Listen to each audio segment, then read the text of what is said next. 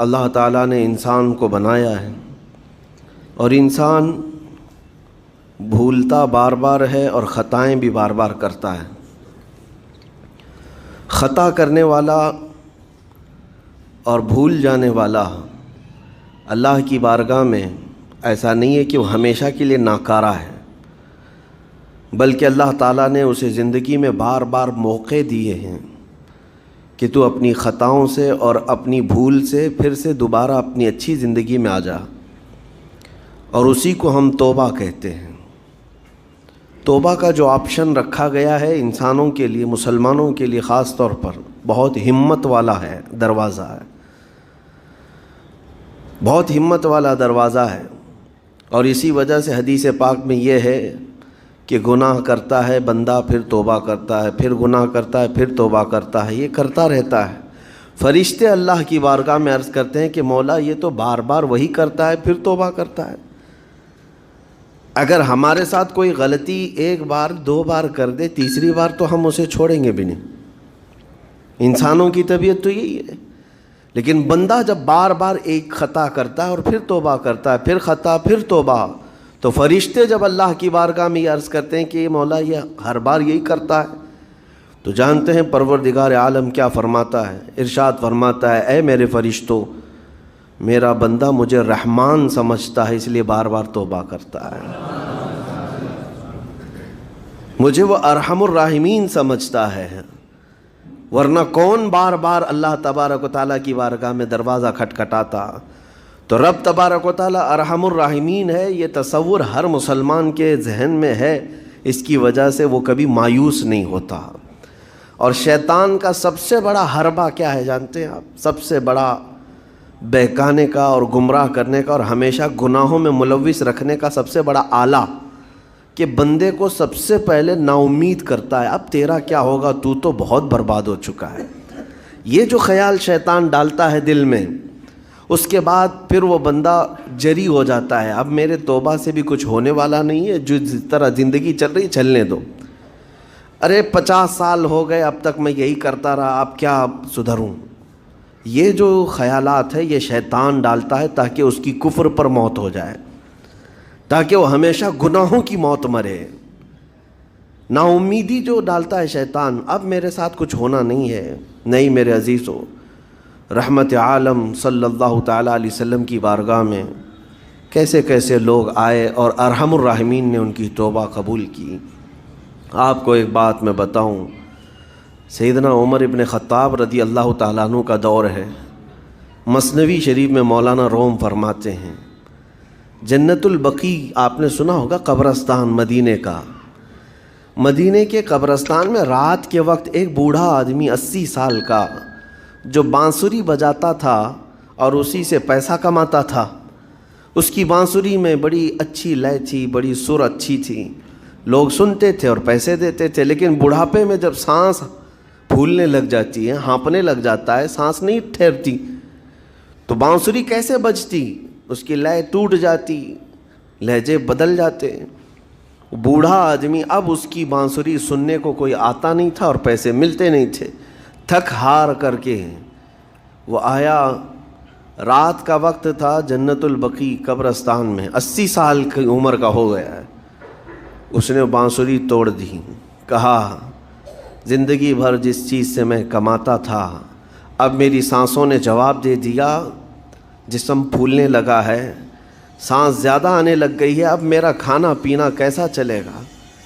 خیر ارحم الراحمین، ہوں تو تیرا ہی بندہ، میرے اہل و عیال نہیں، میرے رشتہ دار نہیں، مجھے اگر تو بھوکا مارنا ہے تو اسی قبرستان میں مار دے، یا اگر میری زندگی باقی ہے تو میرے رزق کا انتظام کر دے۔ وہ رو رہا تھا 80 سال کی عمر میں۔ جب بندہ لاچار و مجبور ہوتا ہے تو پروردگار کو ہی یاد کرتا ہے۔ جانتے ہیں عمر ابن خطاب رضی اللہ تعالیٰ عنہ امیر المومنین مسجد نبوی میں تھے اور ان کی آنکھ لگی تھی، خواب میں رسول پاک صلی اللہ تعالیٰ علیہ وسلم تشریف لائے، کہا عمر اللہ کا حکم ہے جنت البقیع میں جاؤ، ایک بھوکا آدمی کھڑا ہے، اپنے گھر سے کھانا لے جاؤ اور اس کی ضرورت کا انتظام کرو۔ نیند کھلی تو آپ نے دیکھا اللہ کے حبیب صلی اللہ علیہ وسلم کی طرف سے حکم آیا اور رب ذوالجلال کا حکم ہے. گھر سے عمدہ کھانا لیا تو شادان لے کر کے کچھ مال و متاع بھی لے کر قبرستان میں گئے. ڈھونڈا کون ہے یہاں پر, تو دیکھا کہ ایک ہانپتا کانپتا ہوا 80 سال کا بوڑھا روتا ہوا نظر آیا. امیر المومنین اپنے ہاتھ میں توشادان لے کر اس کے قریب گئے. کہا تو بھوکا ہے؟ کہا ہاں بھوکا ہوں. بیٹھ چل میں تجھے کھلاتا ہوں. دسترخوان بچھا کر اسے اپنے ہاتھوں سے کھلایا اور اسے اپنی ضرورت کے مطابق جو ضروریات تھیں اس کی ضرورت کے مطابق وہ ساری چیزیں دی. وہ بوڑھا پوچھتا ہے آپ کون ہیں؟ حضرت عمر فاروق نے کہا میں عمر ابن خطاب ہوں. وہ ڈر گیا. حضرت عمر سے کون نہیں ڈرتا تھا کہ کہیں یہ کھلا پلا کر کے مجھے کوڑے نہ ماریں کہ زندگی بھر بانسری بجانے والا آج پکڑا گیا ہے, ہاں آج مجھے یہ سزا نہ دے دے. وہ کانپنے لگا. کہا کہ آپ یہاں کیسے؟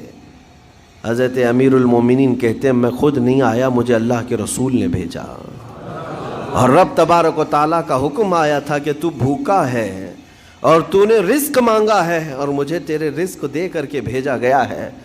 وہ چیخ مار کر کے گر پڑا زمین پر اور رونے لگا اپنے ہاتھ پھیلا کر.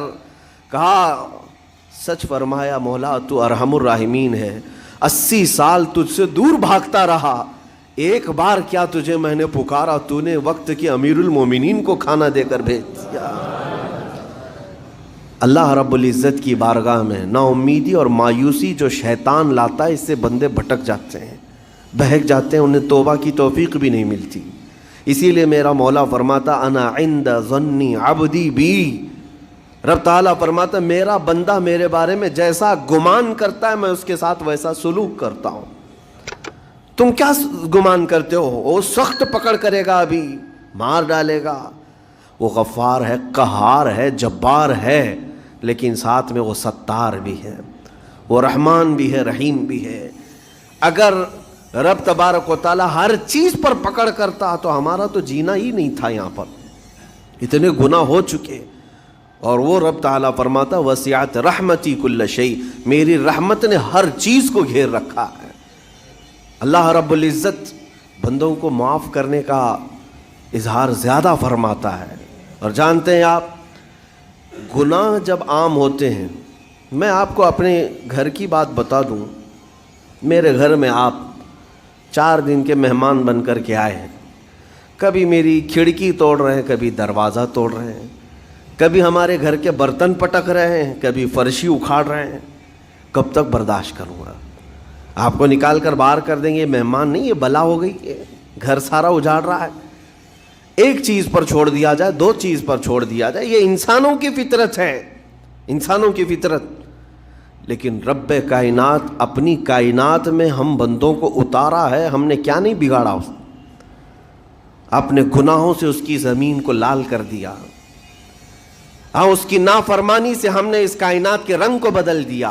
کھلے عام گناہ, ننگا پن, بے حیائی, عیاشی, سب کچھ ہوتا رہا. اس کی کائنات ہے, اس کی زمین ہے, اس کی سلطنت ہے. اور ان گناہوں کی وجہ سے جانتے ہیں آپ سمندر اللہ کی بارگاہ میں عرض کرتا ہے کہ مولا تو مجھے اجازت دے دے, میں ایسی طغیانی لاؤں گا کہ یہ سب ہلاک ہو جائیں گے. ہوائیں اللہ سے اجازت مانگتی ہیں تو مجھے شدت دے دے, میں اتنا تیز اڑاؤں گی کہ ان کے پرخچے اڑ جائیں. لیکن جانتے ہو اللہ کی طرف سے جواب کیا آتا ہے؟ سمندر کو بھی رب تعالیٰ فرماتا ہے, ہواؤں کو بھی کہتا ہے رب تعالیٰ رک جاؤ, میں میرے بندوں کے انتظار میں ہوں, میرے بندوں کی توبہ کے انتظار میں ہوں کہ میرے بندے میرے پاس لوٹ آئیں گے. اسی لیے اللہ کے حبیب صلی اللہ تعالیٰ علیہ وسلم ارشاد فرماتے ہیں اللہ تعالیٰ کو سب سے زیادہ خوشی کس بات کی ہوتی ہے جانتے ہیں؟ رب تعالیٰ اپنے بندوں سے کب خوش ہوتا ہے؟ مثال دے کر کے میرے آقا نے فرمایا, مثال دے کر سمجھایا.